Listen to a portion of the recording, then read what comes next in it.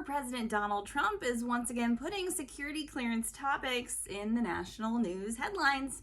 Hi, this is Lindy Kaiser with clearancejobs.com. The FBI search of Donald Trump's Mar-a-Lago residence last week allegedly returned at least some documents that had classification markers on them.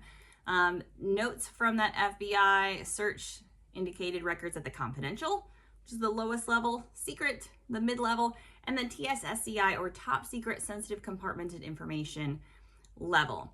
Brings up a few questions. My first bucket or caveat, we've written about this a ton over at clearancejobs.com, is about the president's classification authority.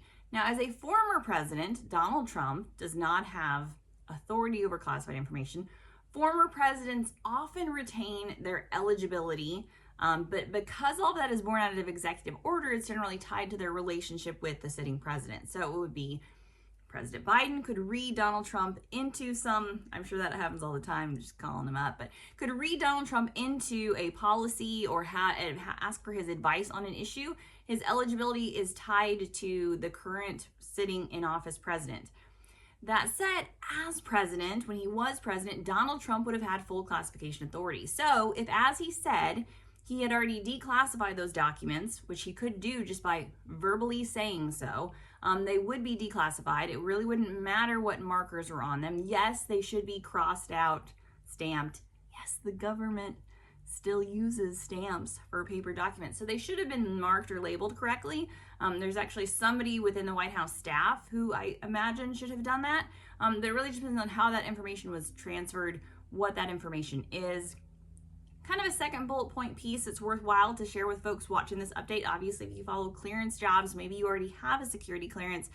It's worth noting that if somehow those documents are leaked or get out, and if they still are marked classified, because you have a security clearance, you need to be more careful about what you look for and read and search online.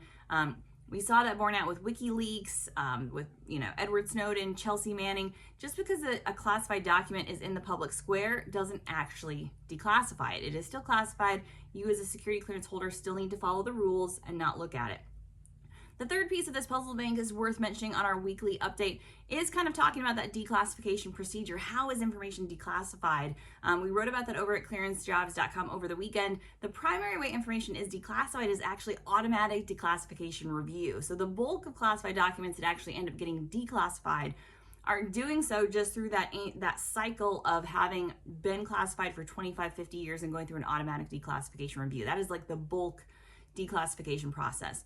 Individual documents can be declassified again by the president simply saying so, or information can be declassified through FOIA request.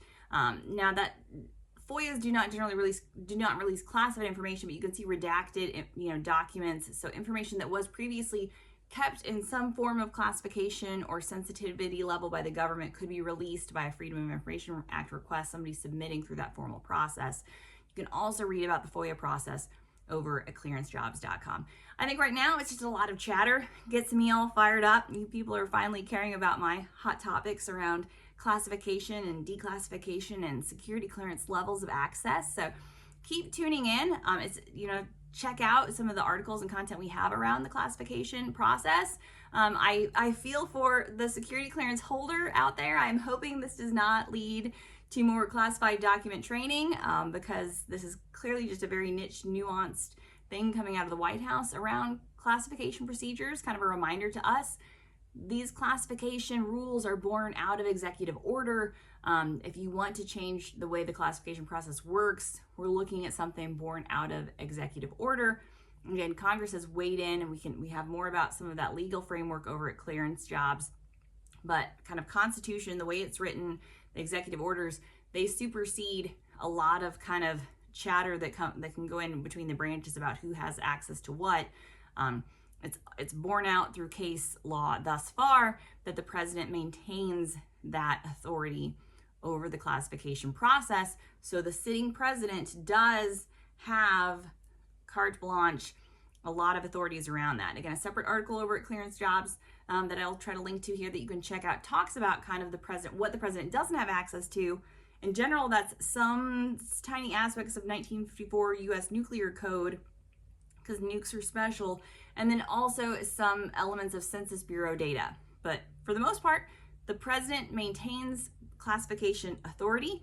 A former president could not declassify documents, but if you can show that a person was a sitting president and declassified something with simply a verbal say-so, that document would be declassified. The president doesn't have to ask anybody else's permission to declassify something. He can just say it and it will be declassified again, except for these other niche areas of news and information. So how long will classification be in the news? Who knows? But I'm gonna ride that wave as long as I can. For more on the classification process, presidential security clearances, how information is declassified, how to submit a FOIA request, all of your hot security clearance questions, visit us over at clearancejobs.com.